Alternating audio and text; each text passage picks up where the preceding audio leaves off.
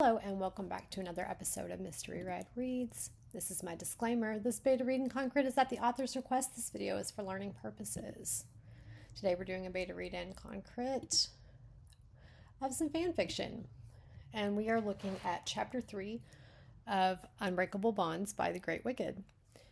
I will put a link to chapters 1 and 2, my reads of chapters 1 and 2, as well as a link to this archive of our own, because this is a published piece, and I'll put a link to that as well in the description below.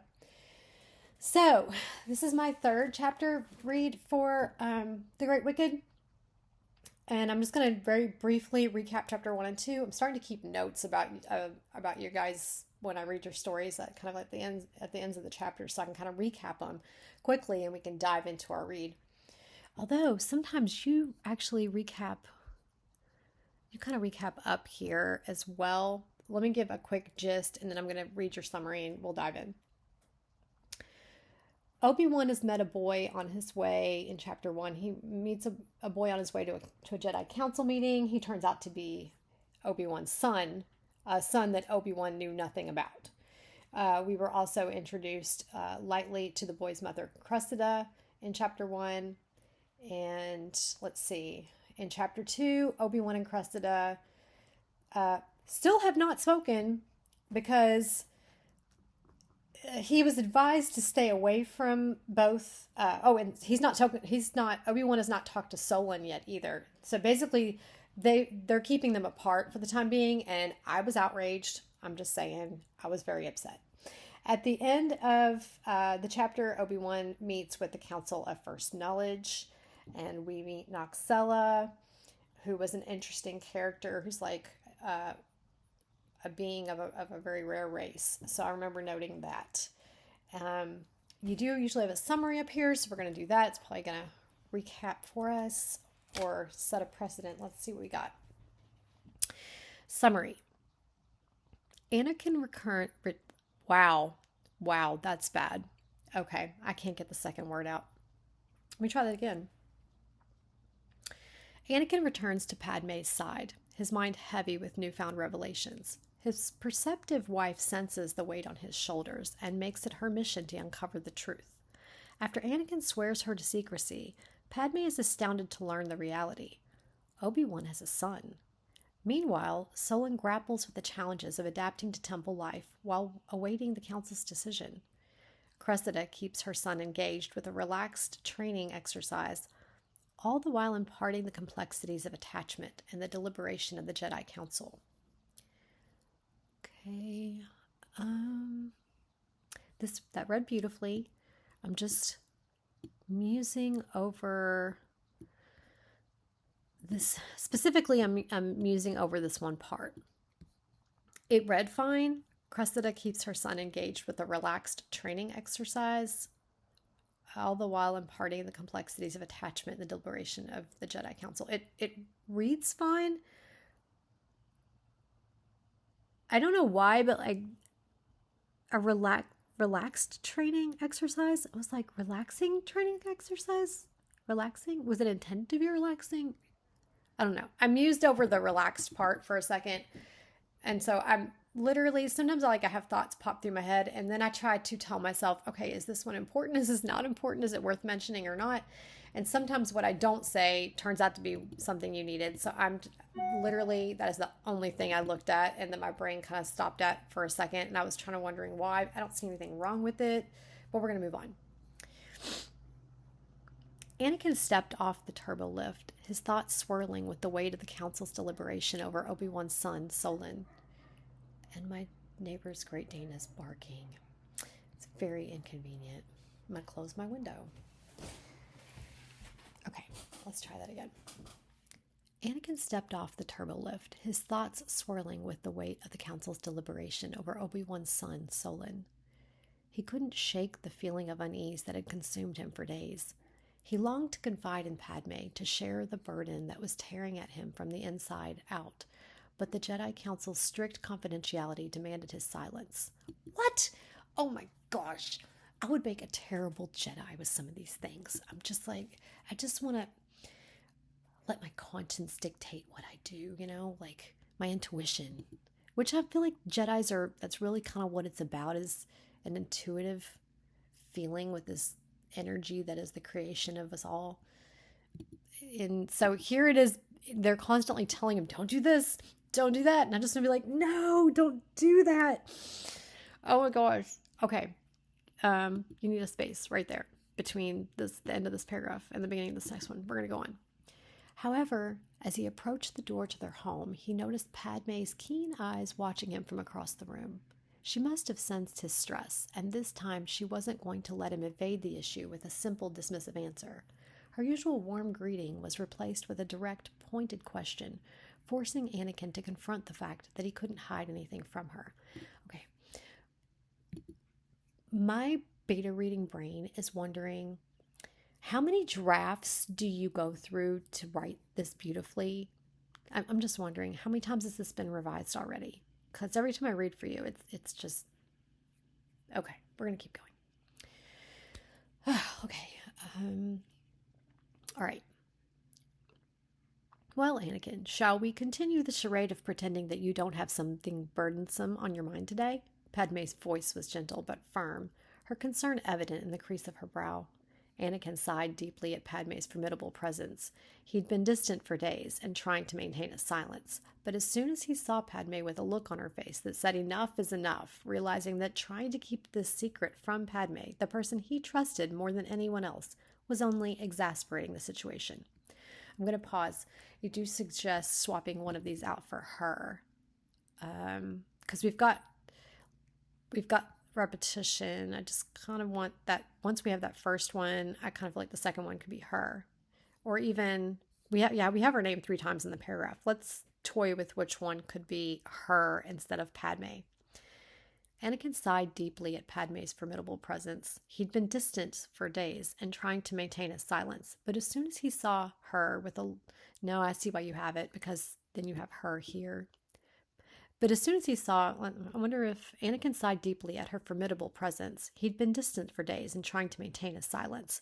But as soon as he saw Padme with a look on her face that said enough is enough, realizing that trying to keep this secret from her, the person he trusted more than anyone else, he was only exasperating the situation. My goodness. Okay, so I kind of tripped over that in spots, but I don't think anything was wrong with the wording. I feel like the tripping over it was me trying to reread it again. And I was screening for where to put the her, where the possibilities could be to put the hers. And actually, so I would leave, to be clear, this one is subjective. Flip. Honestly, all of them are your personal opinion, okay? Anakin sighed deeply at her formidable presence. That's the suggestion I'm going with for this one. He'd been distant for days trying to maintain his silence, but as soon as he saw Padme, with a look on her face that said enough is enough, I just realized something. This is like an incomplete type sentence.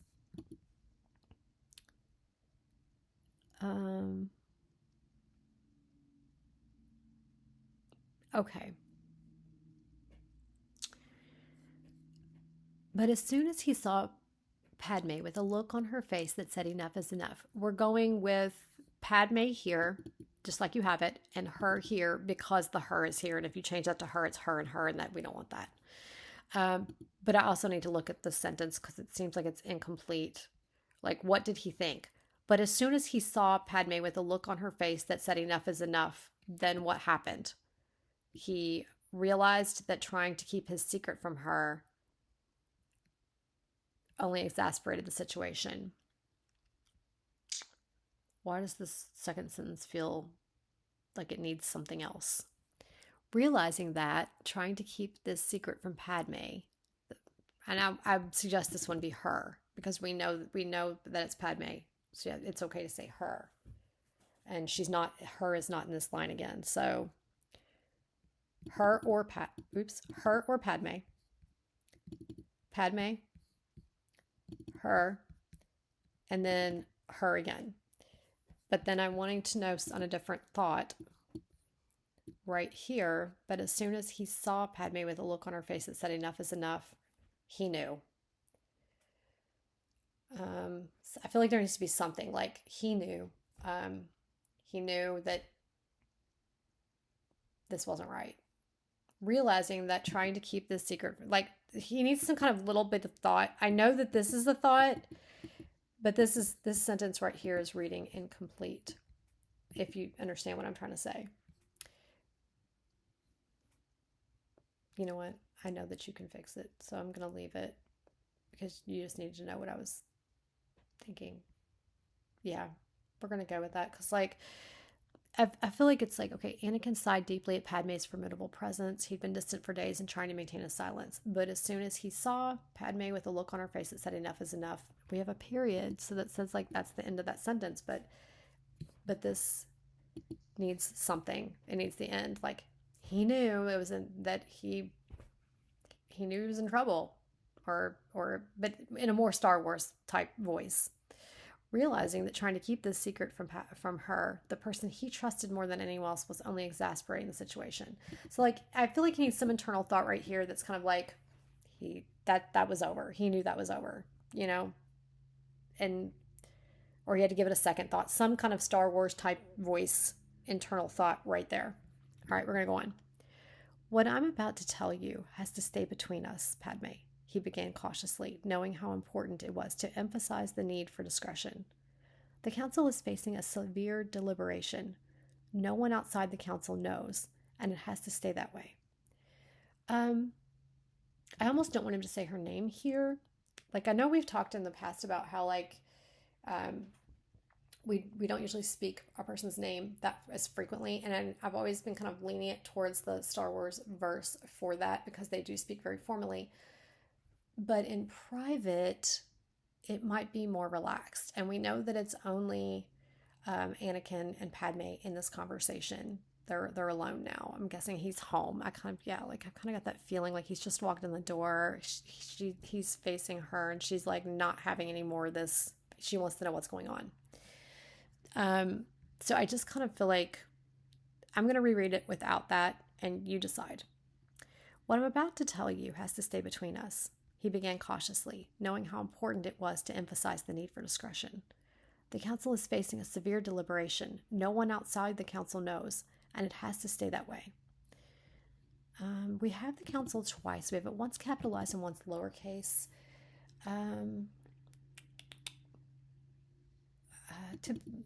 Typically, like this is formal, and are they? If it's, I don't know. I'm indecisive. Whatever you choose, whenever you determine to be correct, be consistent. Although there is replication of the word council twice in the same sentence, so there's that. You might not need the second one. Like no one outside. I guess, I mean, this is the way they speak, though, so I guess you should leave it in. I'm not going to muse over it too much because I'm just going to let you know that I noticed there's a capital here, lowercase here, and you have the same word in the same sentence twice. You decide. Padme gave him an incredulous look, accompanied by a wry smile. Oh, of course, because I've never had the joy of keeping a scandalous secret before, she said sarcastically. But of course, you can trust in my confidence, Anakin. I can see that this situation is deeply affecting you. It's more than just a matter of the council. It's something that's weighing heavily on your heart. You're just missing a space between your paragraphs. Anakin appreciated her understanding, but he couldn't shake the worry that gnawed at him. He sat down, rubbing his hands over his face in an effort to relieve the stress he knew he carried. He finally opened up to Padme, speaking carefully, choosing his words with the utmost caution. She sat across from him, placing a hand on his and giving it a soft squeeze. As Anakin shared the details of the council meeting with her, the tone in the room shifted. Okay, I'm going to pause. I swapped out two Padmes for she and her, and I highlighted the first one. Here is the second one, and I think it read beautifully with those two changes, very subtle, and yet still held the voice that we go for in this fandom. We're going to keep going. Obi-Wan has a son. Anakin hesitated for a moment before continuing, sensing Padme's shock and trying to find the right words to explain the complex situation. I know, Padme, it's hard to believe, he said softly, but it's true. A blood test confirmed the paternity as well as his midichlorian count. Padme looked expectantly. 16,000. I'm going to pause again. We're missing a comma right here. And I'm trying to decide. We got Padme 3 times in the paragraph. So Obi-Wan has a son. Anakin hesitated for a moment before continuing. Sensing Padme's shock and trying to find the right words in the complex situation. If he wants to say her name in the sentence, if you really want that, I would switch this to her. Or you can leave it Padme and just take out the Padme here. I know it's hard to believe, he said softly. She looked expectantly. So just some mix thereof that might tone it down just a little bit, I guess. Maybe. I don't want to decide for you because it's all very subjective. It's largely going to be what you feel. Obi-Wan has a son. Anakin hesitated for a moment before continuing, sensing her shock and trying to find the right words to explain the complex situation. I know, Padme, it's hard to believe, he said softly, but it's true. A blood test confirmed the paternity as well as his midichlorian count. She looked expectantly. 16,000. 16,000! Padme's eyes widened even further at the revelation. She looked at the ground and then back to Anakin. He displayed remarkable talents in the Force, effortlessly levitating objects, delving into psychometry, and even having Force visions, which he could share with his mother through touch. Satine? Anakin shook his head, his voice hushed as he shared the secret burden he carried. It's someone from Obi-Wan's past, someone he knew intimately. She's a Jedi Sentinel, a highly secretive and respected sect of our order. Last week she returned with a son who's now 10 years old. 10? Padme's shock was oddly enough a relief to Anakin, who had been thinking and feeling the exact same things for over a week now. But how could Obi-Wan not know about a son for 10 years? She asked, her mind trying to grasp the intricacies of the situation. See, I'm subtly swapping out some she's and hers in with the Padmes and I'm going to highlight them and just kind of throw them in there too. But it still maintains your voice. From what we know, Anakin explained, shortly after she and Obi-Wan were together, the Sentinel was immediately sent off on an off-world mission, working in deep cover and completely isolated from the Order. It was around the time of Master Qui-Gon's death when Obi-Wan took me as his Padawan.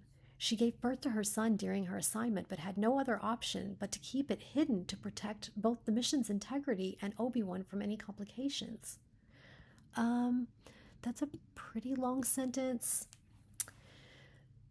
Could possibly be broken up into two. Oh, wait, there's, it's still a long sentence. Don't get me wrong. I had two in there, but it's still a long sentence. She gave birth to her son during her assignment, but had no other option but to keep it hidden. Okay.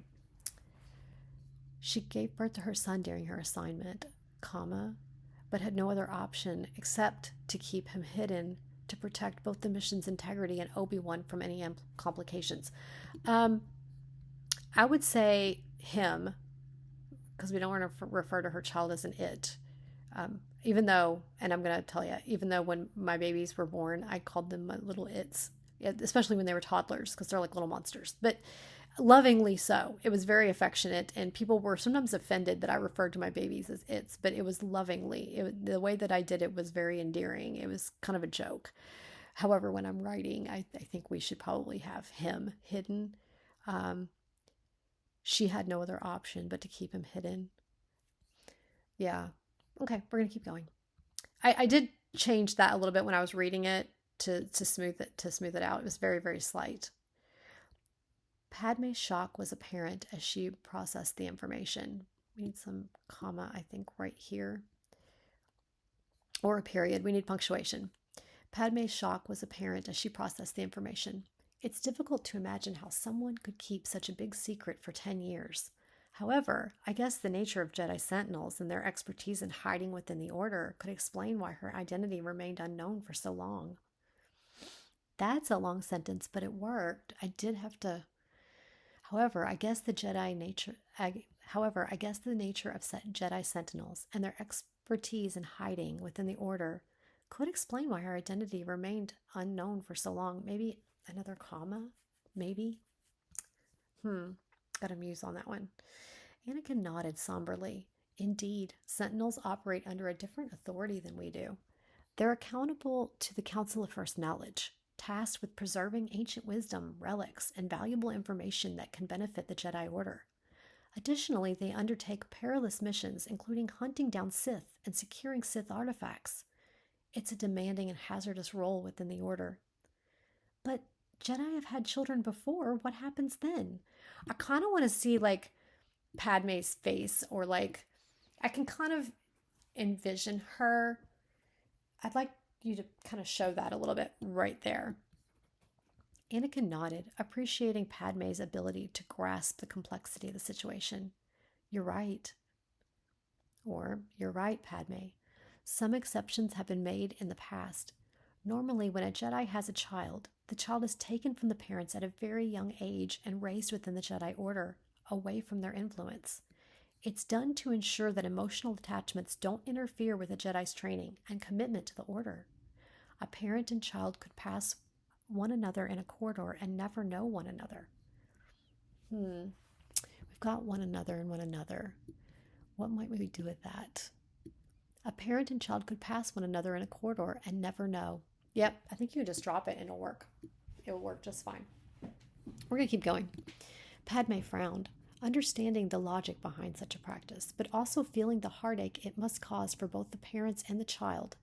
I can see why the Jedi would want to maintain their strict traditions, but I couldn't imagine just letting our children go with no certainty of ever seeing them again. Okay, so I'm kind of wondering, like, reader thought here, I'm kind of wondering that they wouldn't know one another. And in a way, what I'm about to say kind of makes sense because it's exactly what happened between Obi-Wan and Solon. And that's because Jedi work with energy and they can kind of feel things. So you would feel that energy shift around your child. And that's kind of exactly what happened. They didn't know one another, but they sensed something. So it's just musings. It's just musings. Okay. Anakin sighed, feeling torn between his loyalty to the Jedi Order and his empathy for those affected by their decisions. Exactly, Padme. And in this case, the boy is already 10 years old. If the Council decides to take him into the Order, it will be much harder for him to adjust and for Obi-Wan to accept such a sudden separation. As they sat in each other's company, the weight of the secret they now shared hung in the air, mingling with a sense of uncertainty about what the future held for Obi-Wan, the mysterious Sentinel, and their son. She hadn't expected such a revelation.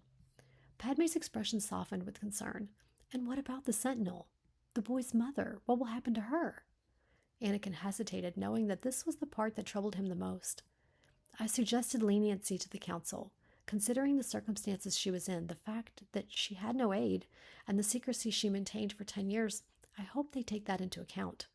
The Council of First Knowledge will also have a say in this matter, since she's a Sentinel, and she answers directly to them. Padme nodded, understanding the gravity of the situation. It's a delicate balance they have to strike. I hope they can find a solution that acknowledges the mother's dedication to the Order, while also considering the well-being of her son and Obi-Wan. Anakin leaned back, a hint of frustration in his voice. And this is why the Council is taking so long to make a decision. They want to consider every angle and its impact on all involved parties. It must be so difficult for him to process all of this, she said softly. We're missing... Oh, did our quote... Okay, I think... I think we want a new paragraph right here, and those quotations were probably meant to be at the beginning of this sentence. And yeah, it is Padme talking. So, wait, no, because these quotations were the end of this sentence. Okay, we are missing quotations right here at the front of it, and we need an extra space between our paragraph. Let me try reading this again, pretending that the quotation is there and that the paragraph is moved down. Anakin leaned back, a hint of frustration in his voice. And this is why the Council is taking so long to make a decision.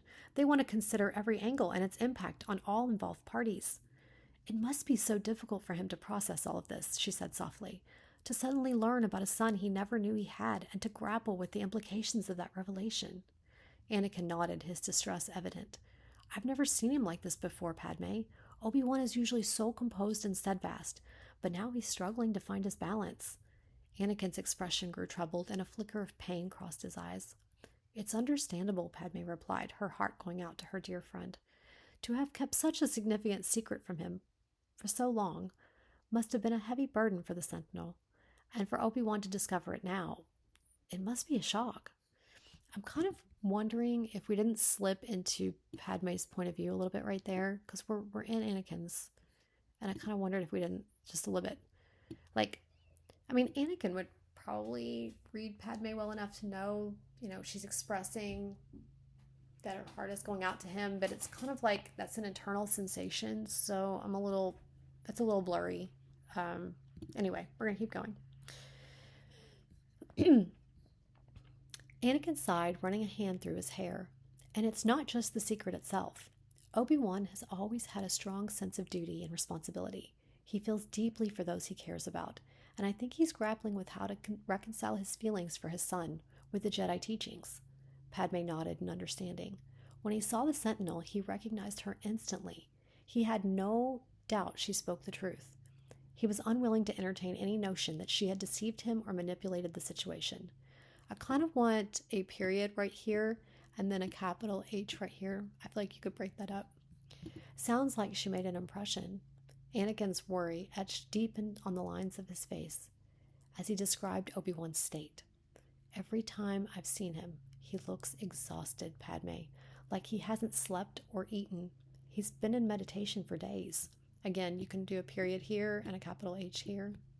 A terrible thought occurred to Padme. Oh, wait, so did we switch points of view? We were with Anakin, I'm pretty sure. But, yeah, I'm thinking we might need to omit that. Yep. Okay, let's pretend this is not here, and I'm going to start right here. Could Obi-Wan or the Sentinel be expelled from the Order? Padme asked, her concern evident in her voice. I kind of think you can omit her and just say concern evident in her voice. Or you could do this. You could omit in her voice, and I kind of like this better, to be honest. All right, I'm going to pretend that this first sentence is not here. I'm going to start here, and I'm going to read through to the end of here. Could Obi-Wan or the Sentinel be expelled from the Order? Padme asked, her concern evident. All right, yeah, I like that. We're going to go with that. Anakin shook his head with a scoff, his expression serious. No, I think that's highly unlikely. Obi-Wan is too well respected and has achieved too much within the Order. They won't expel him, even if they are disappointed in him for what? Having sex? Padme exclaimed. Oops, I don't know if I'm allowed to say that on YouTube. Oops. Jedi aren't as celibate, and physical relationships aren't forbidden. Why would they possibly be disappointed in him? The Council always seems to find a way to be disappointed in someone, Anakin replied, his words colored by his own experience. Besides, he's a pivotal figure in the Jedi Order, and losing him would be a significant blow. And what about the Sentinel? Padme inquired, her curiosity piqued. She must be in a precarious position, having kept such a secret for so long. Part of my mind is saying to myself, okay, if for any reason I say a word that gets flagged by YouTube and my video gets taken down, I'm like, I think from this point, I've read a couple of them today where I was a little worried. I might just I don't know how many I can keep because I don't want to eat up all the memory on my computer, but I might keep the video in case they take it down so I can at least send you a copy if that happens. Although I don't know if you would be able to use it in the format that I'm recording in.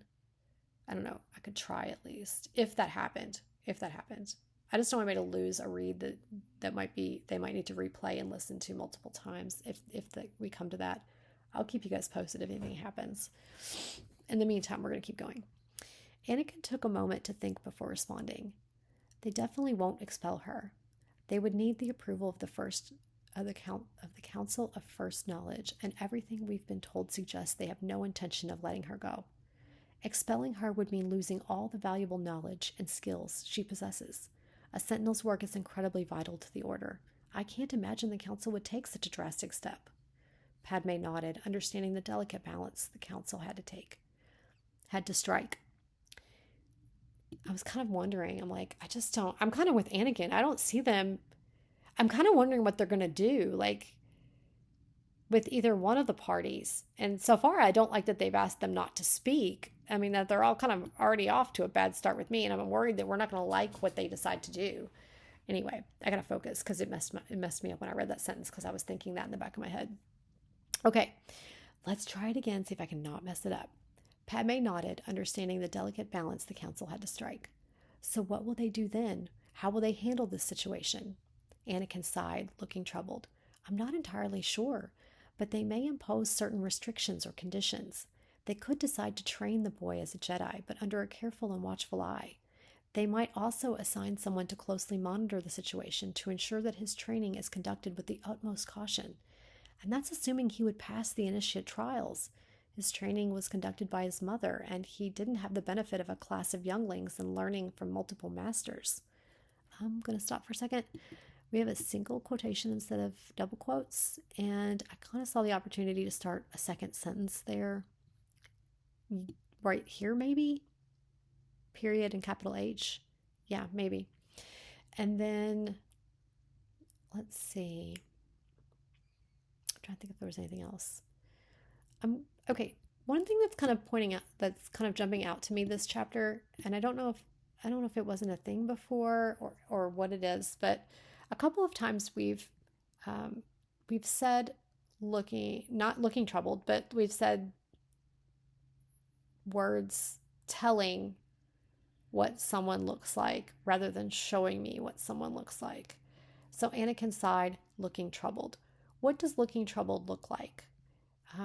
Does he do a body motion? Does he like wring his hands? Does he frown? Does he look down? Does he look at Padme? I mean, what does he look like?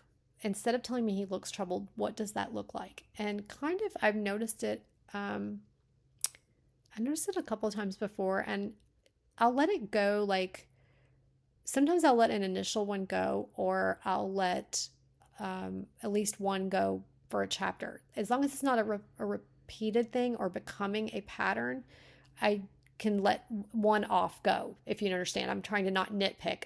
I'm not trying to do that. That's not super helpful, okay? What I say, I want to be at least helpful in some way. But if I notice something 2 or 3 times, I might pause and point it out. Sometimes I point things out right away when I notice them because I'm worried that I'll forget and then it might come up and maybe I should have said something sooner, but usually I don't think it's an issue. So I'm going to look back just briefly and see if I can point out where it happened a couple times so that I can show what I'm trying to say. Anakin nodded, his distress evident. Okay, his distress is evident. What does that look like? But rather than show what it looks like here, I think on this one you could give him an action. He nodded. Like I said, what are some things you do if you're in distress and you're having a conversation but you're distressed about it? What does that look like? What do you do? What do you see Anakin doing as he's talking to her? Is he fidgety?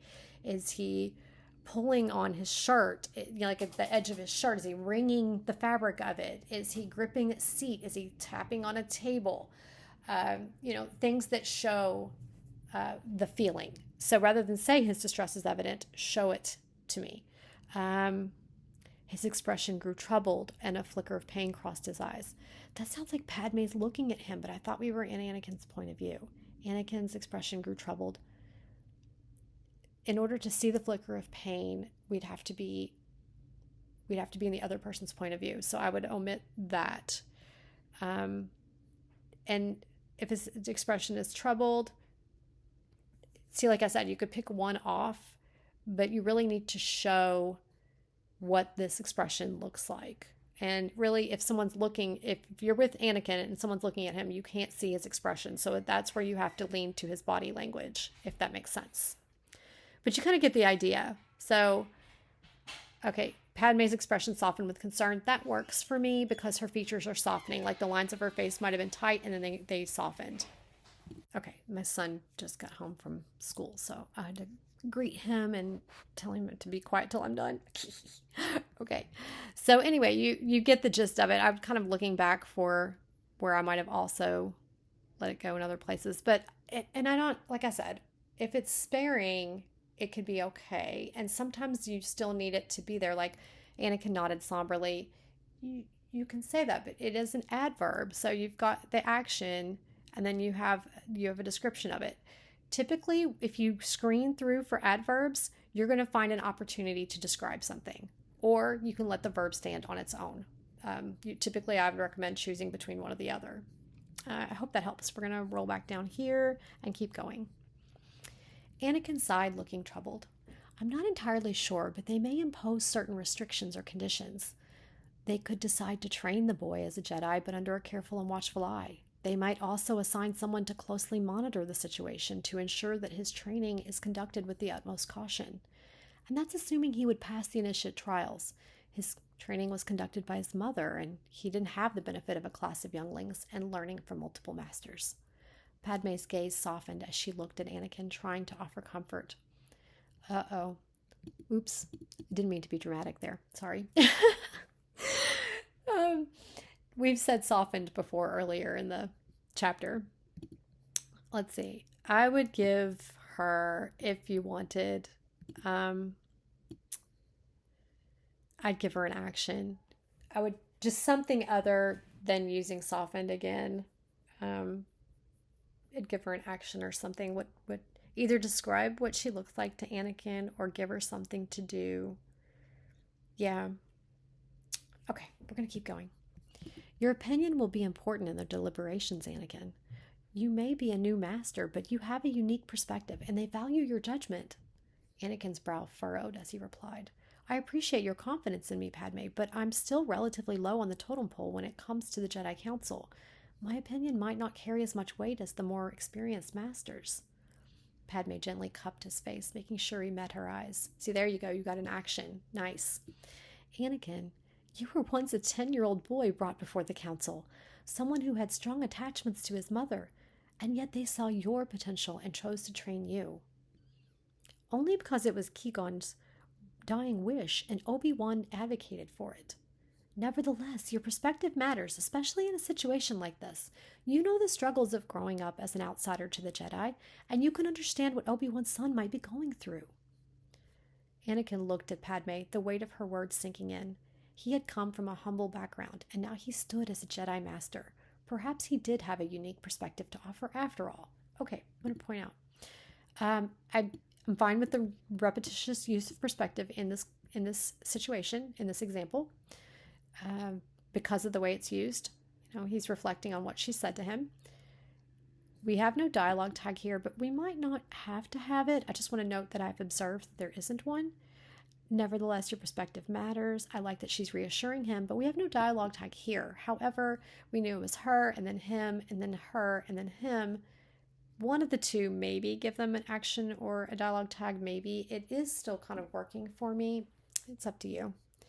You're right, Padme, he admitted, a hint of determination in his eyes. I hadn't thought of that. Seems having my attachments might actually be beneficial to the council for once. Since we have a capital H here, we would need this to be a period. His self-deprecating tone resonates and bothers Padme, and she realized I'm pausing.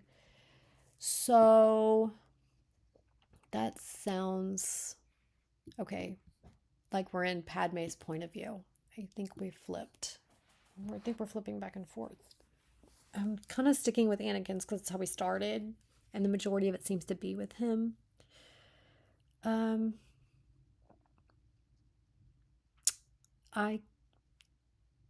don't know. I'm trying to think of what I could offer you up in place of. Let's see. Let me finish the paragraph. Let me finish the paragraph to get the piece of it.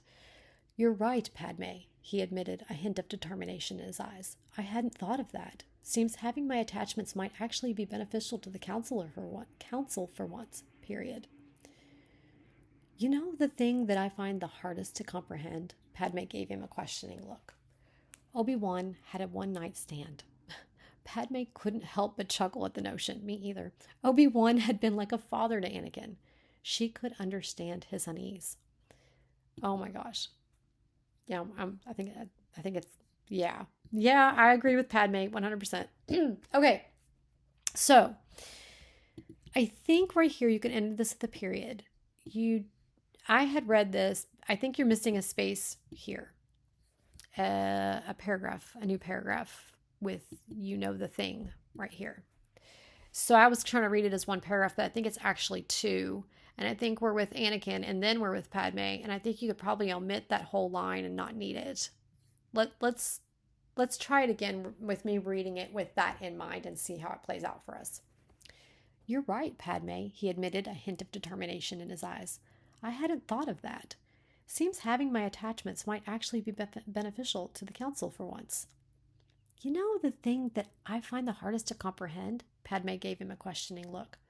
Obi-Wan had a one-night stand. Padme couldn't help but chuckle at the notion. Obi-Wan had been like a father to Anakin. She could understand his unease. That also might be a period. Annie, would you like a distraction from the weight of the council's decision? Something to take your mind off things for a while? Padme's words brought a smile to Anakin's face as he welcomed the change of subject. Yes, a distraction would be nice, he replied with genuine gratitude. She scooted closer to him, their bodies touching, and placed his hand gently on her stomach. Anakin's eyes widened as he felt a tiny kick beneath his palm. A smile spread across his face, the heaviness of their conversation temporarily forgotten. Feel that? Padme asked, her voice filled with warmth and affection. Anakin's expression softened, his hand tenderly caressing her stomach. Yes. Anakin's wide smile lit up his face as his attention shifted to the joyful movements of their unborn children. He marveled at the miracle of life, cherishing each moment as it unfolded within Padme's womb. A sense of wonder and awe filled his heart, momentarily overshadowing the weight of the challenges they faced. I'm going to pause, even though I want to keep reading. Okay, where did I... Let's see. Right here in this sentence, I kind of want to see her face. Like, maybe she reaches for his hand. So, yes, maybe. She could even reach out for his hand here, and then here she scoots closer. Because they could have been close enough for her to take his hand. And then she scoots closer and then puts his hand on her stomach. That's an action you could potentially use right here to go with her talking if you wanted. All right, we're going to keep going. Let's see. Anakin's wide smile. We got that part. Yep. Okay, we're here. He turned his gaze towards Padme, his eyes brimming with love and adoration. Padme, you're beautiful. You're radiant, he whispered, his voice filled with genuine admiration. I'm going to pause. We got Padme twice. You could do a couple things. You could do you're beautiful, start with your, or you could and swap this to her and keep Padme here. You've got a couple options, but I would play with it. All right, we're going to keep going. At that moment, their connection sparked a fire within him, and he couldn't resist the pull of passion. He pulled her close, their lips meeting in a series of passionate kisses. I'm going to point out the echo here on passionate and passion. They're close enough, just very slight difference that I would choose some different words there. At that moment, their connection sparked a fire within him, and he couldn't resist the pull of passion. I think right there, I would probably try to describe that feeling. And you could probably make two sentences. At that moment, their connection sparked a fire within him, period. Omit the and start with he, couldn't resist, and then the feelings inside him. Describe those. He pulled her close, their lips meeting in a series of passionate kisses would be fine. Keep that part. But right here, describe this feeling. Because that's your build, okay? And then that's the culmination of your build. Padme chuckled, her eyes dancing with amusement between his increasingly fervent kisses. I would omit with amusement. It's distancing. Let's try it again. Padme chuckled, her eyes dancing between his increasingly fervent kisses. Are you sufficiently distracted now, Anakin? She asked playfully. Anakin smirked, his voice laced with a hint of mischief. Oh, more than sufficiently, he replied, a playful glimmer in his eyes. Okay. I'm just going to point out when you reread over this and you look for who is speaking, remember whose point of view you are in when you're describing facial expressions. So when you are looking, if you're Anakin looking at Padme, you can describe Padme what she looks like. When you are Anakin's okay, when you're in Anakin's point of view and you're in Anakin's point of view and you're Anakin looking at Padme, you can describe what she looks like. However, when you're in Anakin's point of view, you don't want to describe what Anakin looks like. You might describe how Anakin feels.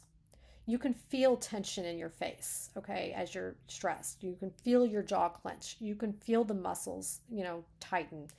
So keep that in mind when you reread this. Okay, we're going to keep going. Right here. After another long and grueling meeting with the Council of First Knowledge, her mind and body were exhausted and drained. And honest, I'm going to stop for a second. If this is Padme, because we got this lovely line, and I'm really not sure whose point of view we're in yet, I'm going to recommend that when you have a switch, like whatever's happened, I don't know if it's time that's passed, I don't know if we're shifting point of view, but it's an indication to me that there is a shift, okay? So in our very first line, after another long and grueling meeting with the Council of First Knowledge, I'm guessing Cressida, maybe, but I'm not sure. Whoever this is, we need to make this their name because it's the very first line in the new person's point of view. Now we're going to go. We're going to go on. After another long and grueling meeting with the Council of First Knowledge, her mind and body were exhausted and drained, but the energy of their apartments was heavy. She walked inside and could feel his distress. Okay, I'm going to pause again.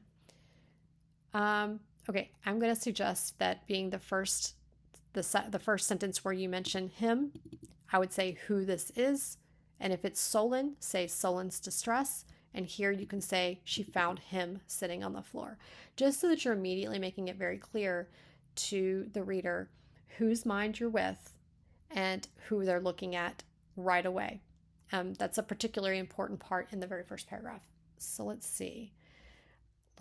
And also, this is telling her mind and body were exhausted and drained. What I would do instead of saying they're exhausted and drained is either say she was exhausted, or you could go you could think this and show it to us. Does a muscle hurt? Where do we carry tension in our bodies? Is her body heavy? Because after long and grueling, when she says long and grueling, I'm like, okay, I'm thinking slumped shoulders, rubbing your face, rubbing your temples, pinching between your eyes, rubbing your neck, something that you give her the action that shows this. That's what we're going to go with. Okay. And I'm going to try, let's see, I'm going to try to read through and not interrupt it again. But I'm also trying to stop every time I notice something so I can tell you right away. That's helpful. After another long and grueling meeting with the Council of First Knowledge, her mind and body were exhausted and drained, but the energy of their apartments was heavy. Period. She walked inside and could feel his distress. Yeah, I would put a period here. She walked inside, and I'm going to omit this she and say she walked inside and could feel his distress. Because she's already felt the energy. She found Solon sitting on the floor. Because I suggested you make this Solon, I'm going to say him. She found him sitting on the floor, a mix of anger and sadness etched on his young face. His emotions were palpable, and Cressida could sense his distress without a word spoken. Can you show me what this looks like? The mix of anger and sadness. What does that look like on his face? Is his little mouth set into a frown? Are his eyes dull? Is his head down? Is he slumped over? Is he so he's sitting on the floor? Is he kind of his shoulders slumped? Show me in his body language, and then you will not have to tell me. We're going to keep going. She took a deep breath, weary from the day's discussions, but determined to offer comfort and reassurance to her son. Solon, she said gently, kneeling down to his level and sitting by his side. The Jedi Council is slow to change, but they are changing. We just need to be patient. I'm wondering if this needs to be a period and then this needs to be a capital. All right, we're going to keep going. Solon looked up at his mother, frustration evident in his eyes. Okay, here's one that is probably just me, okay? This is one of those words that sometimes I will cut out when I need to leave it there. But I'm always looking to make my reading tighter and tighter. So I'm going to read it both ways. You do whatever you want. I'm just going to tell you what I would do, but I feel that might be my style. It might be a personal preference because I've noticed that I can cut them, and sometimes I cut them too much and need to put them back. Solon looked up at his mother, frustration evident in his eyes. Solon looked up at his mother. Frustration was evident in his eyes. But it feels like we're being punished, doesn't it? He asked, his voice tinged with bitterness that comes from a small child. With bitterness that comes from a small child. Okay, so I'm using over this one. He asked, his voice tinged with, I don't know that, bitterness can come from anyone. So I kind of want this to be like, is it unusual for him? He doesn't seem like a child who's usually frustrated. So I kind of want him maybe want her to be kind of surprised by it, but then again, not because of the situation they're in. Or even go ahead and let him be bitter. You can see this situation wearing down on him. Let me try this again with his voice bitter. And kind of maybe shortening it to make it tight, omitting some words. Let me just see it. If you don't like it, don't use it or play with it yourself. Solon looked up at his mother, frustration evident in his eyes. But it feels like we're being punished, doesn't it? He asked, bitter. Cressida sighed, understanding his feelings all too well.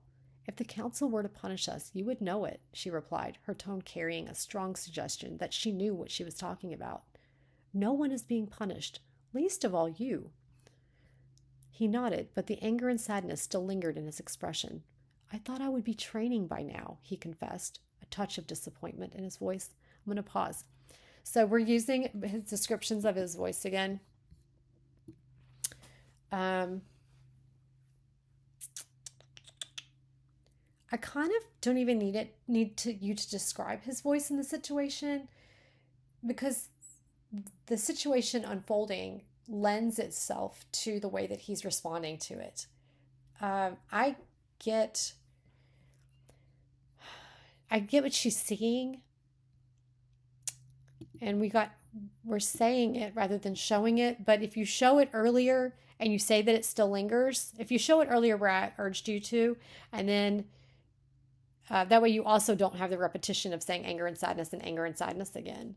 But if you show it earlier where I urged you to, then you can say, but his emotions still lingered in his expression, or the anger and sadness still lingering, or anger and sadness lingering. You don't even have to say in his expression, or you could. There's a lot of ways you can play with this.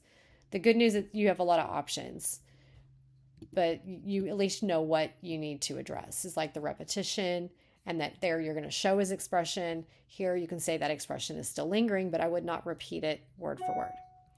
I thought I would be training by now, he confessed. And I almost don't want you to say about the tone of his voice and then just go ahead and say, or at least have a chance to speak with my father. I'm going to try it without this, with not the whole thing, obviously, but I'm having a little bit of problems with this. There we go. Yeah, I'm going to omit that when I read this, okay? He nodded, but the anger and sadness still lingered in his expression. I thought I would be training by now, he confessed, or at least have a chance to speak with my father. You could, when I read it that way, I kind of see a facial expression there that is like one of hope, like, or just, I guess, I can kind of see this little boy looking up at his mom with big pleading eyes, or at least have a chance to speak with my father, something of the sort. Imagine what he looks like to you, and then maybe describe that and have him look up at her, because he was kind of like looking down and sad and mopey when when this conversation first started. So now he's looking at her, and what is she seeing? Okay, we're gonna keep going. Cressida's heart ached for her son, wishing she could ease his burden and grant him the answers he sought. I know it's frustrating, she admitted, her voice softening. Yeah. So we are describing voice a lot. We probably need to sprinkle intermerse actions, things that people do when they're feeling certain ways in these certain places. Or we could just omit saying her voice softening, because the things that she's saying might imply it. It might be implied. Let's try it without this. Cressida's heart ached for her son, wishing she could ease his burden and grant him the answers he sought. I know it's frustrating, she admitted, but sometimes our reactions are beyond our control. I believe he will want to speak with you, but he needs time to process the news he received. Solon's irritation surfaced, and he frowned. He was so different before, he said, his voice tinged with confusion. Yeah, so we're describing it again. So we don't need to, because what you're saying and what you're showing imply it. So we're going to read it without that. Solon's irritation surfaced, and he frowned. He was so different before, he said. Cressida gave him a confused look. We need a comma right here. Did you know he talked to me outside the council chambers? She shook her head. He was kind and warm, and he seemed eager to talk to me, but now he's disappeared like a ghost. Cressida placed a comforting hand on Solon's shoulder, trying to provide some understanding. Obi-Wan had something life-altering dropped into his lap, she explained gently. We have an adverb.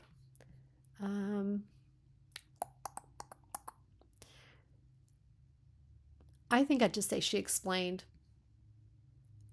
Maybe. Yeah, let's just try it. Cressida placed a comforting hand on Solon's shoulder, trying to provide some understanding. Obi-Wan had something life-altering dropped into his lap, she explained.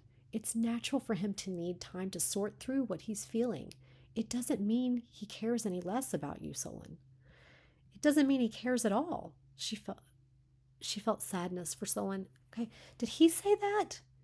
Because it sounds like he said that. But it seems like it's Cressida's thought because it starts with she.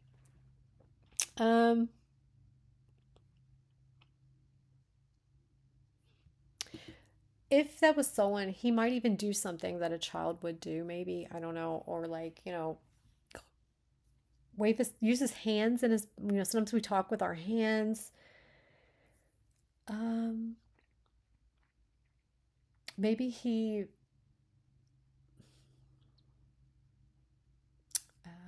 I don't know, got to give him an action.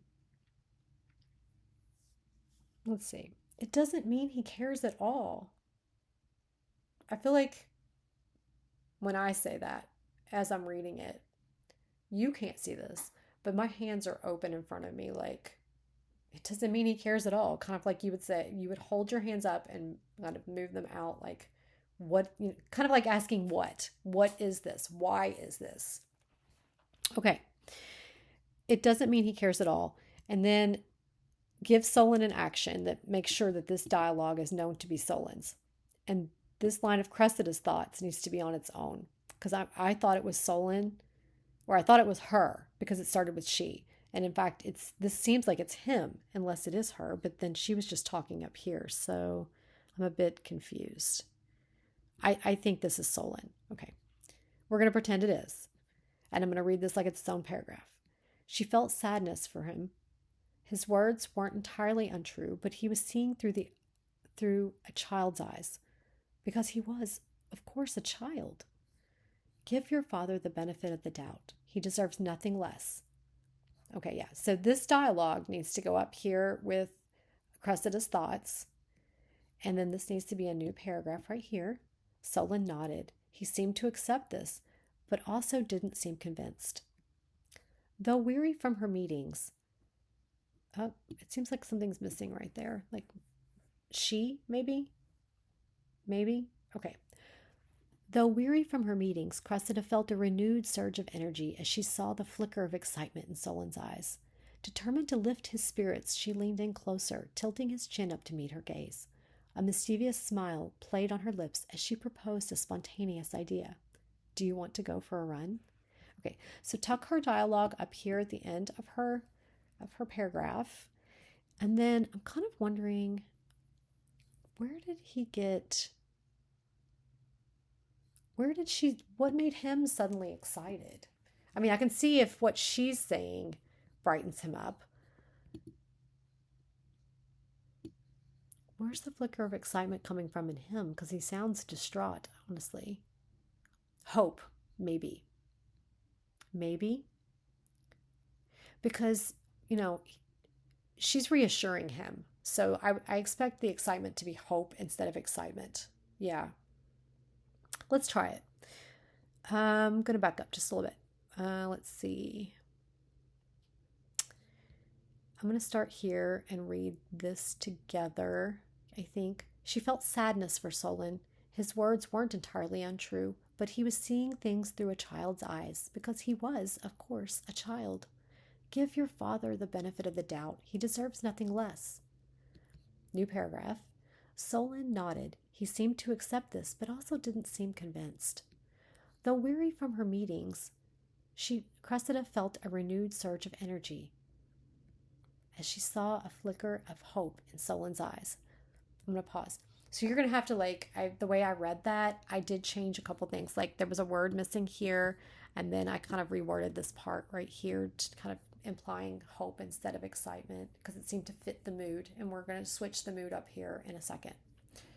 Determined to lift his spirits, she leaned in closer, tilting his chin up to meet her gaze. A mischievous smile played on her lips as she proposed a spontaneous idea. Do you want to go for a run? So we're going to tuck that up at the end of this paragraph right here. I'm going to keep going. Solon's eyes brightened, and his face lit up with a mix of surprise and delight.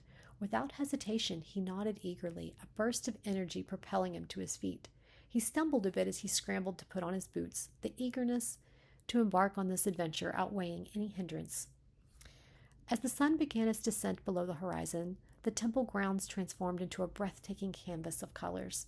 The sky was a stunning blend of warm oranges, vibrant pinks, and soft purples. The last rays of sunlight cast long shadows across the expansive courtyard, creating an atmosphere of tranquility and beauty. As the soft golden light bathed the temple's elegant architecture, it seemed to come alive with an otherworldly glow. The grand columns and intricate carvings stood in majestic splendor, their intricate details highlighted by the setting sun. It was a sight that inspired awe and reverence, reminding all who beheld it of the timeless traditions and teachings that had been passed down through the generations of Jedi.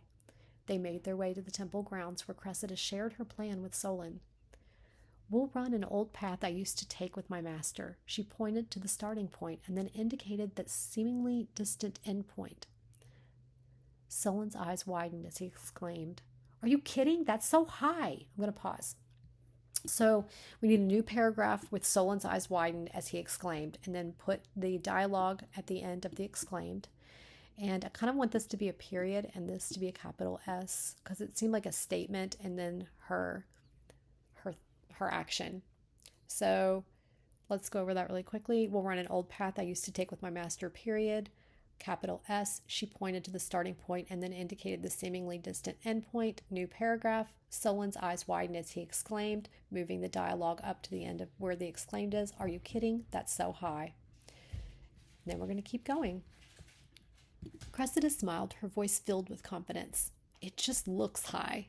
Okay, my suggestion here, because we've been using voice so much, is maybe she laughs. Maybe it's a warm-hearted laugh. I kind of feel like she's saying this and they're happy at this time. Cressida smiled. It just looks high. Or she could just do that. You could do this instead if you wanted. It's just another option. You could put this kind of thing at the end, the dialogue tag at the end. It just looks high. She chuckled. There you go. Something to the sort. Since we're trying to get away from describing voice so much. Okay, we're gonna keep going. And so they set off on their exhilarating run, their movements fluid and graceful. Cressida led the way, effortlessly navigating the terrain with the agility of a seasoned acrobat. Her body seemed to flow with the environment as she executed intricate acrobatic maneuvers, her every leap, flip, and somersault a testament to her mastery. The temple architecture became a playground, and she flowed through the environment with an almost ethereal quality. She leaped, leapt. I'll leave that to you. From one ledge to another, her feet barely touching the ground before she propelled herself higher and farther.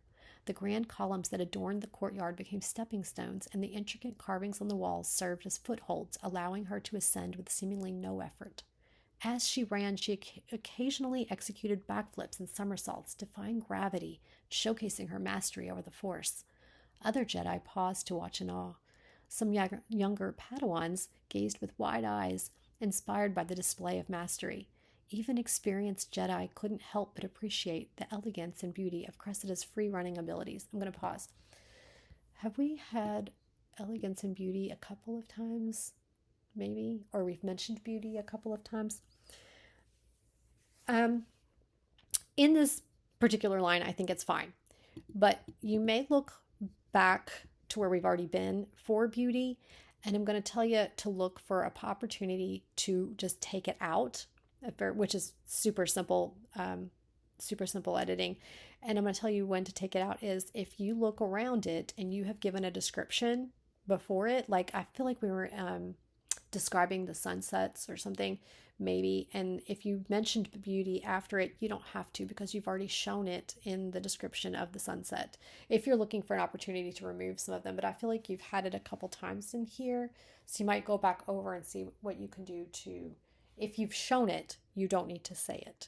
Whereas here, it kind of works here because we're showing her with her action all these things that she's done and that it is elegant and flowing. So you might even take out and beauty and just say, or grace. You could use grace, or elegance kind of implies grace in my opinion. So even experienced Jedi couldn't help but appreciate the elegance of Cressida's free-running abilities, something to the sort. With every twist and turn, she moved as if in harmony with the very energy that surrounded her, each movement a testament to the Jedi's strength and discipline. We may have had several testaments, maybe. But if they're not too close together or in the same context, there it is, a testament to her mastery. So now we have a testament to her strength. You might hit up you might hit up the thesaurus for an alternate to testament. I don't want to think about it too much because it's a pretty simple fix. If you could probably flip it out with something else. I don't think it's not like a major rewrite, so I think you could figure that out. We're going to keep going. Solin's youthful enthusiasm was contagious, his skills a testament to his innate connection with the Force. Though his movements were simpler compared to his mother's acrobatic prowess, they were executed with the grace and precision that belied his age. All right, do not take my hint on grace because you've got grace here. So don't use that back where I was just, don't use that here. And then we have a third testament. So definitely look for something to swap out with all the testaments. I'm not going to think on it too hard because I know you can figure that out. That's not going to be a very hard fix. It's just, Okay, we're going to keep going. His small frame darted with agility, his feet barely making a sound as they touched the ground. Every step he took seemed to be guided by an invisible force. Okay, I'm going to pause. I'm distracted because some I think I've gone over some phrases being distancing or telling, and telling is distancing. So certain words also lend themselves to it. Let's try rereading the sentence without the with agility part, and let's see what happens. I'm pressing my brain, so I'm trying to okay, here we go. His small frame darted, his feet barely making a sound as they touched the ground. See how much better that reads where it's tighter. There's nothing distancing in it. You're intense and you're visualizing his feet. I like that better. I'm going to suggest that. His small frame darted, his feet barely making a sound as they touched the ground. Every step he took seemed to be guided by an invisible force, as if the energy of the universe itself flowed through him, propelling him forward. It was a mesmerizing sight, and Cressida couldn't help but feel a swell of pride. In him, she saw the promise of a bright future for the Jedi Order. He was the living embodiment of hope and possibility, a testament to the strength of their family bond and the teachings that guided them. Okay, so while this paragraph is absolutely beautiful, and I love how she feels that pride in watching him, and I can feel it, we have yet another testament. So if I were you, I'd pull up my doc and I would do a search for testament to see how many times it flows up in this chapter, and that will help you decide how much to tone it down. You will have some repetition again because of the fandom that you're writing in, but you probably could swap out some other testaments for some other things, slight rephrasings, and be just as golden. We're going to keep going. Sullen's eyes sparkled with delight. See, and I want you to take out with delight because his eyes sparkling are showing his delight. Sullen's eyes sparkled as he followed his mother's lead, trying to match her every step, displaying his own impressive skills, his youthful enthusiasm shining through. I almost want to say shone through, maybe? I don't know. We're going to leave it the way you have it. We're going to keep going.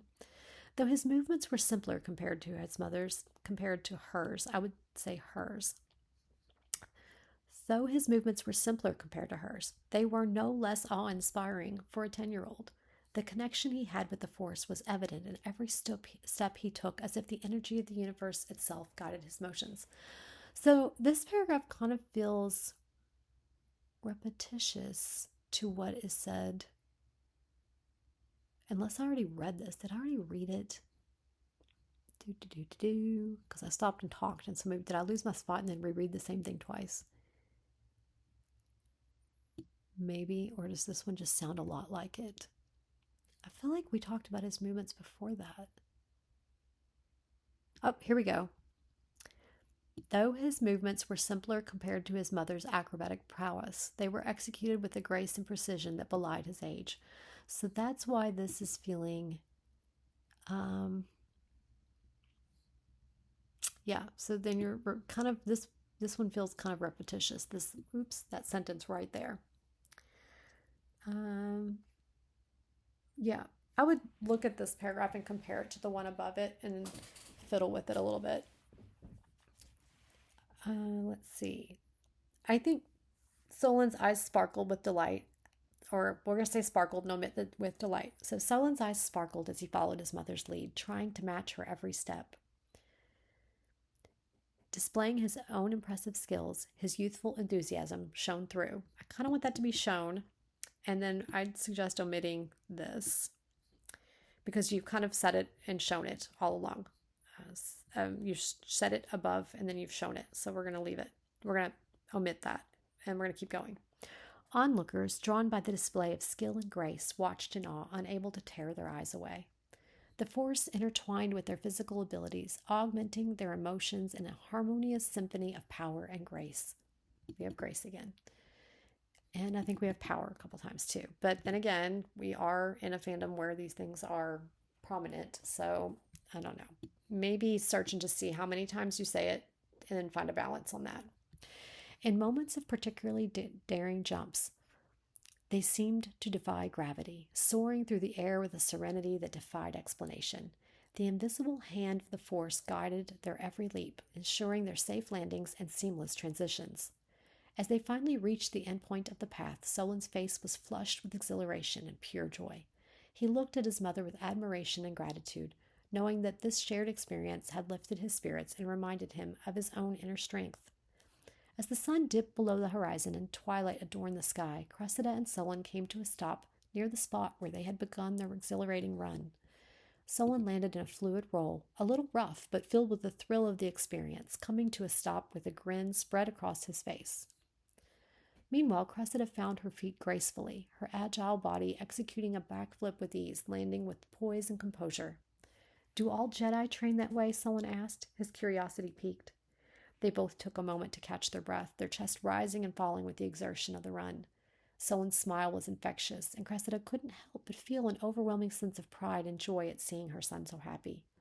Sweat glistened on their brows and their chests heaved as they basked in the afterglow of their shared adventure.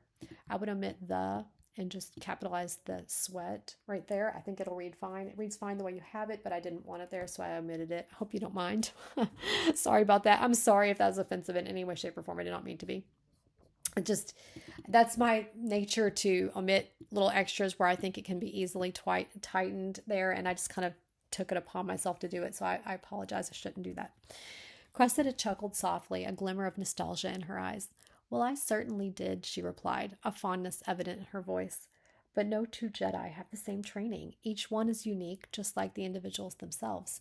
She paused for a moment, stroking Solin's wild hair back into place. The path a Jedi takes depends on the type of Jedi they become. There are various disciplines and skills to master, and a Jedi must learn to use the Force in many different ways. He listened attentively, his young mind absorbing every word. But no matter the training, Cressida continued, there's always one important lesson, to look before you leap. Taking risks can be necessary, but it's equally critical to weigh the consequences of our actions. Do we have to return to our room now? This is our home, she said gently, patting his shoulder. We're not under house arrest. How about a walk through the gardens? A sense of relief washed over Solon. Cressida took his hand in hers. Okay, I'm going to pause. I think I saw a spot back there for potentially a period. He listened attentively, his young mind absorbing every word, but no matter the training, Cressida continued. Go ahead and say Solon listened attentively. I get no, because then I'm going to think that he's talking next and that it's a typo. Maybe not. I don't know. I'm trying to decide whether or not I want that to say Solon. It might just be fine. We're just going to keep going. And then down here, a sense of relief washed over Solon, period. A sense of relief washed over Solon, period. Cressida took his hand in hers, leading the way toward the temple gardens, where a serene and tranquil atmosphere enveloped them. The scent of blossoms filled the air, and the soft rustle of leaves in the gentle breeze created a soothing melody. Let's see. All good there. We're going to keep going. Okay. She could feel the curious gazes of onlookers lingering on them. People were not used to seeing a Jedi Master strolling so openly with her son. While it was not forbidden, it was indeed a rare sight, and Cressida didn't let the attention bother her. Solon, on the other hand, seemed intrigued by the glances, quietly observing the reactions around them. Curiosity finally got the better of him, and he turned to his mother, a question forming in his mind. Why is love forbidden for Jedi? He asked, his voice filled with genuine curiosity. Yeah, I don't know if I'd describe his voice. You know what I would do? Super simple fix. Just swap it out with curious. We're going to try that. We're going to reread it that way. Hang on. I took a quick sip of water. Okay. Curiosity finally got the better of him, and he turned to his mother, a question forming in his mind. Why is love forbidden for Jedi? He asked, curious. Cressida smiled warmly, appreciating her son's inquisitive nature. It's not that love itself is forbidden, she began, choosing her words carefully. But attachments can be dangerous if we let them rule our emotions. Solon furrowed his brow, trying to comprehend her words. Dangerous? How can love hurt someone? He wondered aloud. Just another space between your paragraphs right there to break this up, to set this apart. I'm talking about between the end of this, if it would highlight the end of this set of quotations, another space, and then Solon. Cressida gently explained, it's not the love itself that causes harm, but the actions that might result from it. When someone you love is in danger, you might be willing to do anything to protect them. Lie, cheat, steal, or even harm others. Betrayal of friends and family can follow if we let our emotions overpower our judgment. Solon looked puzzled, trying to process the concept. But isn't that what makes us strong? To have something to fight for? He asked, genuinely curious. Okay, so you've got curious again. You don't have to describe it. He's looking puzzled. I don't think you need this dialogue tag at all, to be honest. You could, because you know that it's him because you've got the dialogue before it. Yeah. Let's try it again. Solon looked puzzled, trying to process the concept. But isn't that what makes us strong? To have something to fight for?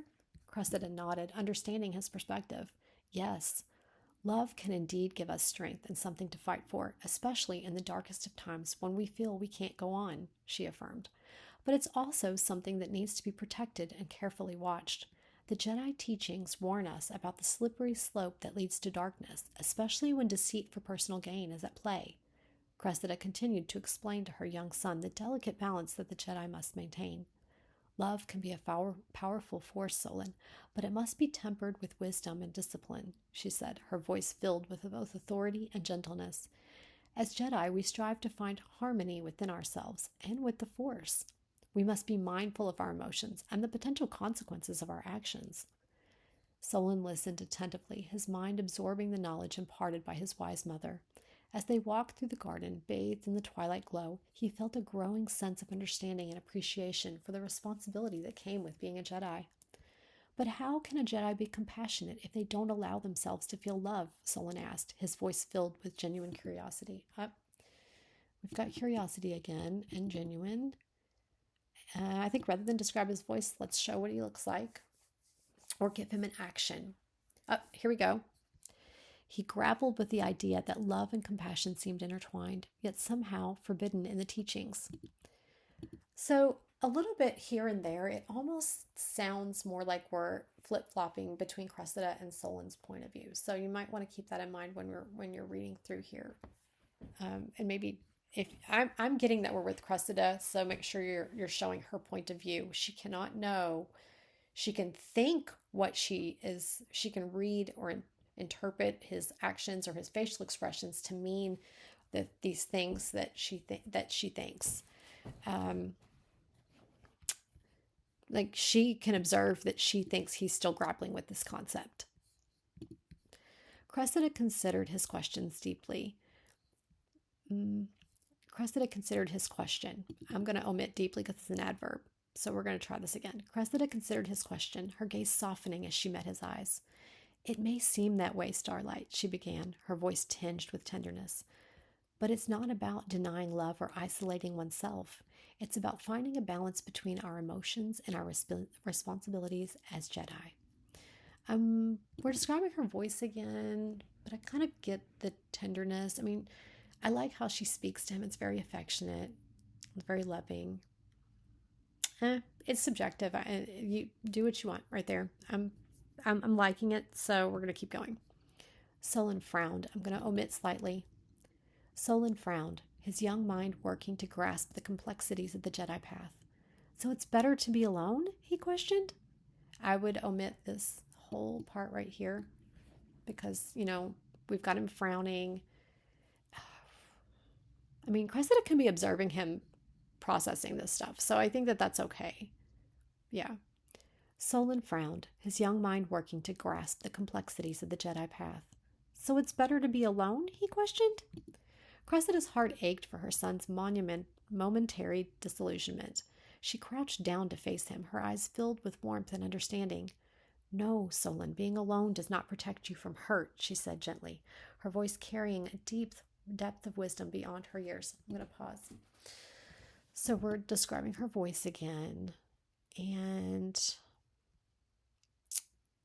we're with Cressida's point of view. So rather than her eyes filling, maybe her heart is. I mean, she says here her heart is aching for her son's momentary disillusionment. She crouched down to face him.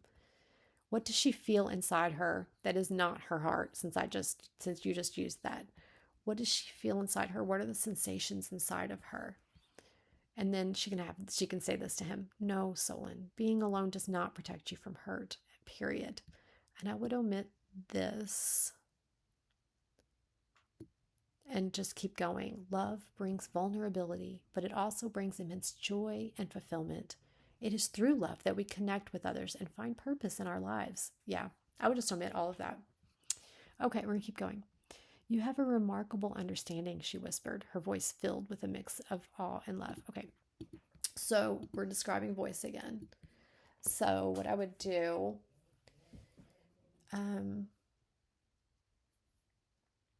let's see, you have a remarkable understanding, she whispered. Maybe her internal thought of her son, what is her internal thought of how she's trying to help him? Perhaps. Or you can just have her. If you can't think of anything, Just go with she whispered. Yeah. I'm going to go with she whispered because I don't know what this looks like to you in when you envision it. I want you to describe either her internal feeling or give her a movement. So, you have a remarkable understanding, she whispered. But a life without love is no life at all. It is through love that we grow, learn, and find the strength to overcome challenges.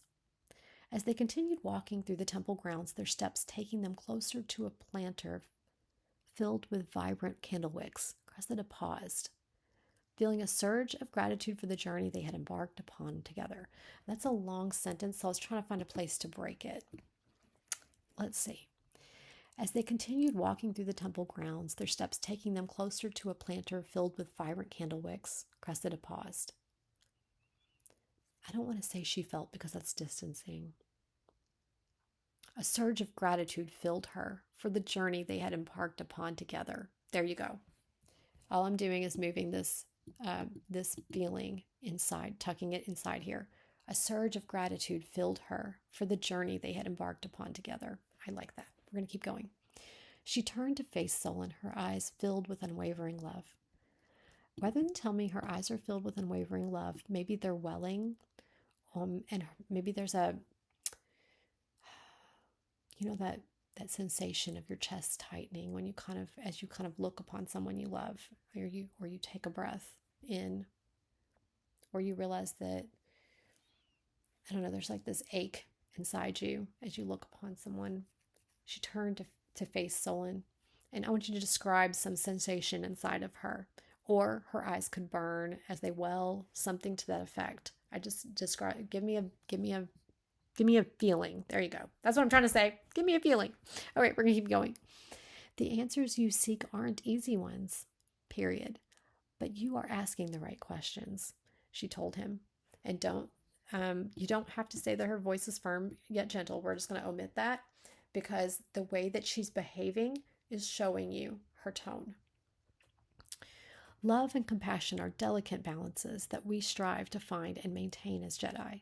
Many struggle with them because they have never truly allowed themselves to experience those feelings. She knelt down, bringing herself to his eye level, their gazes locked in a powerful connection. Her words carried a weight of devotion and unwavering commitment. Cressida cupped Solon's face gently in her hands, her eyes shining with fierce determination. You are my light, Solon. You are my way, she declared, her voice filled with unwavering conviction. Yep, there we got her voice. We can omit this. She can just declare it. Okay, we're going to try it again without that. Her words carried a weight of devotion and unwavering commitment. Cressida cupped Solon's face gently in her hands, her eyes shining, fierce with determination. You are my light, Solon. You are my way, she declared. No matter where this path takes us, I will always find my way back to you. Ooh, was that foreshadowing? Is that foreshadowing? Ooh, okay. A tender smile graced Solon's face as he absorbed her words, feeling the warmth of her love enveloping him. At that moment, their bond as mother and son, as teacher and student, grew stronger, unyielding in the face of any obstacle they may encounter. They would navigate the complexities of the Jedi path together, guided by love and the unbreakable connection that bound them. Okay, I love that, and I love that nod to the title in there. I am a little worried that we are we with Cressida there? A tender smile graced Solon's face as he absorbed her words. But she can't know.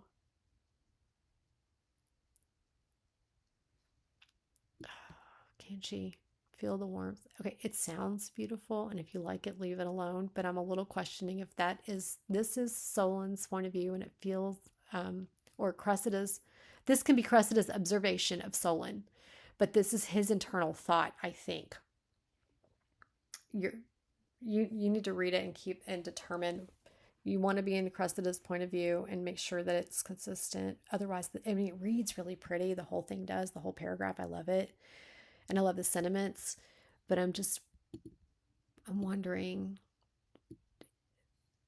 if it's a sensation, internal sensation from him, it's not, we're supposed to be with her point of view, so she can't know that. Does it make sense? She can observe, Anyway, I'm going to leave it. You've got enough information for me to know what to do there. The conversation between Cressida and Sullen took place in a secluded corner of the Jedi Temple, away from the prying eyes and curious glances of passers-by. The atmosphere was heavy with uncertainty, the weight of their words intermingling with the soft hum of the force that surrounded them. Cressida looked into Sullen's eyes, her expression gentle yet resolute. I don't have all the answers to your questions, Sullen, she admitted, her voice tinged with a touch of vulnerability. I'm going to pause. Oh my goodness. Oh my goodness. It's her voice again. Okay. And then we have her expression. So let's give our reader some internal thoughts and some sensations. We need to tap into our five senses in this paragraph. Yeah. Between there, right here, and again, right here. All right, we're going to keep going.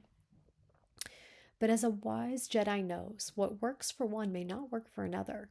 Each Jedi's journey is unique, and some lessons can only be learned through experience. Sullen nodded thoughtfully, absorbing her words.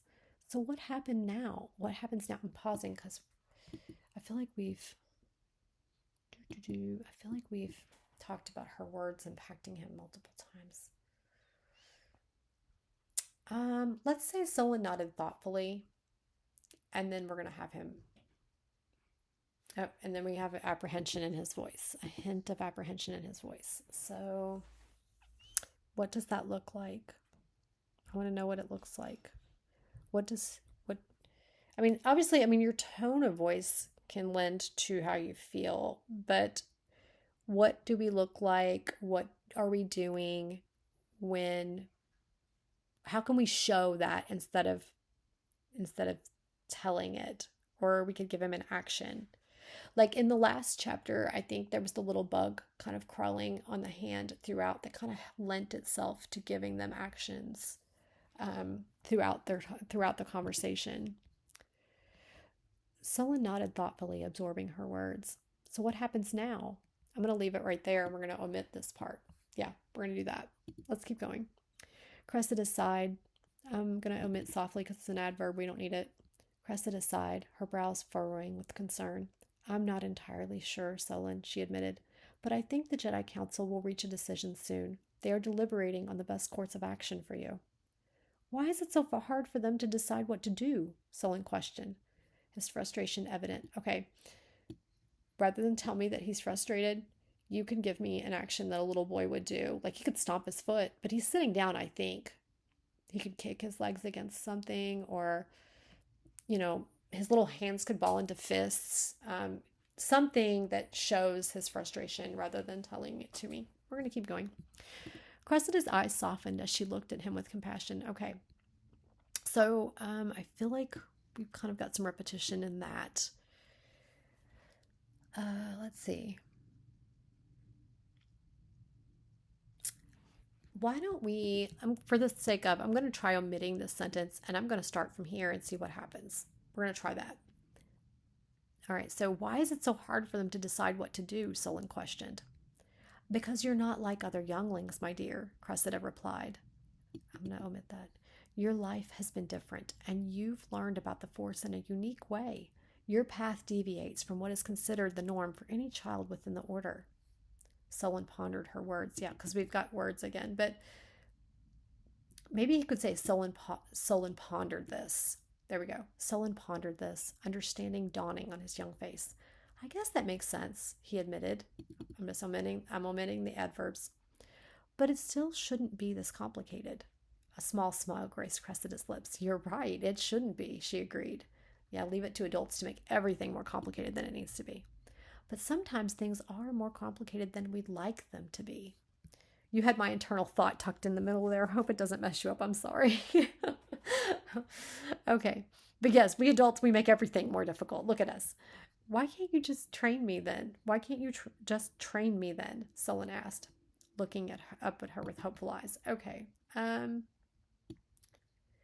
I think what's happening in this chapter consistently is that you need actions between them. when you had them running, it was good, but they weren't really talking while they were running, which is also expected and reasonable. I'm just giving an example of the action that was here. So I kind of in the last chapter, you used the bug, and it was very helpful giving the bug something to do and them to kind of have their conversation as that bug moved around. In this chapter, I'm not suggesting that you always give them something unique like the bug. They can also be doing mundane things, like they could be picking a flower or observing, toying with a leaf as they walk by, or picking up a rock. Children like rocks. Uh, Something as not that doesn't have to be ongoing, but they're shuffling back to their home, whatever. Give them an action, and then utilize the environment and utilize things that are in the environment as they're proceeding, as they're moving along on their way to wherever they're going. So they had a run. Now, are they on their way back to the house? If they are, you can utilize that walk and the environment in it to lend you actions for them to do. Try to envision the scene and what do you see them doing? How do you see their bodies moving as they progress? Hopefully that gives you some help as to where to start. Cressida's smile grew warmer, touched by his earnestness. Because it's important for you to answer to a master who isn't your mother. It's a part of the Jedi way to learn from someone who can guide you impartially and help you grow. Sullen considered her words, accepting their wisdom, and we've got that again. He's done that several times. Can my father train me then? He inquired, seeking an alternative solution. I'm going to pause. Reader moment. I kind of want that because they need to get to know each other and they don't know anything about one another. I mean, I can see the conflict there, but at the same time, it's an opportunity for them to get to know each other. I also doubt the council's going to go for that, but let's just keep going. Cressida hesitated for a moment, avoiding a direct answer. Your father has his own journey as a Jedi, she replied cryptically. But no matter what happens, you will learn, Solon, even if I have to teach you myself in exile. He frowned at the thought of being away from the Jedi Temple. How will my master find me? He asked, his frustration bubbling to the surface. Okay, so we've got his frustration again. Give us an action that shows his frustration. Does he have a leaf in his fingers and is he picking it apart? Like sometimes we tear at a piece of paper and we fidget with something. Cressida placed a comforting hand on his shoulder, reassuring him with her touch. In time, my dear, your master will find you, she said, her voice carrying a quiet certainty. Let's move this around a little bit. Let's see if this works. I'm just going to play with this little paragraph right here. I'm going to actually start it right here with in time, my dear, your master will find you. And let me just see if this works. It might not. In time, my dear, your master will find you. Cressida placed a comforting hand on his shoulder, reassuring him with her touch. You just have to be patient. There we go. So basically, I omitted this right here, and I just moved this right here in between where you had what I deleted, if that makes sense. Yeah. Okay, we're going to keep going. Solon let out a small, exasperated grimace. I don't like being patient, he mumbled. But a glimmer of determination shone in his eyes. I would omit that. You've got his Solon let out a small, exasperated grimace. Also, can you let out exasperated grimace? Usually, if you're letting out something and it's exasperated, it's more of a huff. Or like I said, little boys stomp their feet. They kick at something. I kind of want to huff instead of a grimace. I feel like a grimace is a facial expression, so let's try. Solon let out a small, exasperated huff. I don't like being patient. And then I don't want to have this part where it says he mumbled, but a glimmer of determination shone in his eyes. We're going to omit that. He knew that his path... Yeah, we're going to try it this way. Let's try it. Solon let out a small, exasperated huff. I don't like being patient. He knew that his path as a Jedi would be filled with challenges, but he was ready to face them head on, with the guidance of those who loved and believed in him. And at that moment, he felt the warmth of his mother's love and knew that no matter what lay ahead, he would never be truly alone.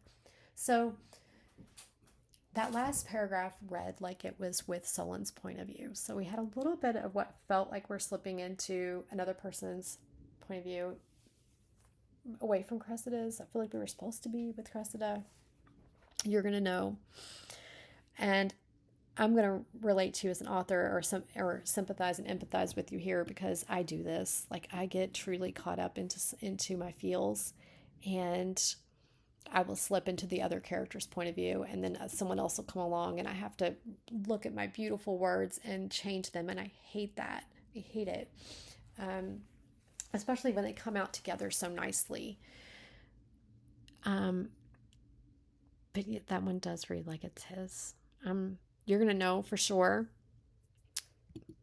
But I do love this entire interaction between Cressida and Solon.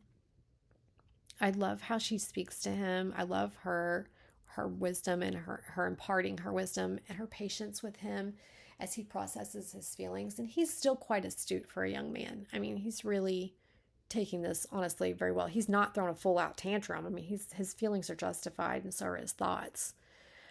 Also love you tortured us a little bit longer. You're still making us wait for them to finally get together to have a conversation, which I'm super excited about.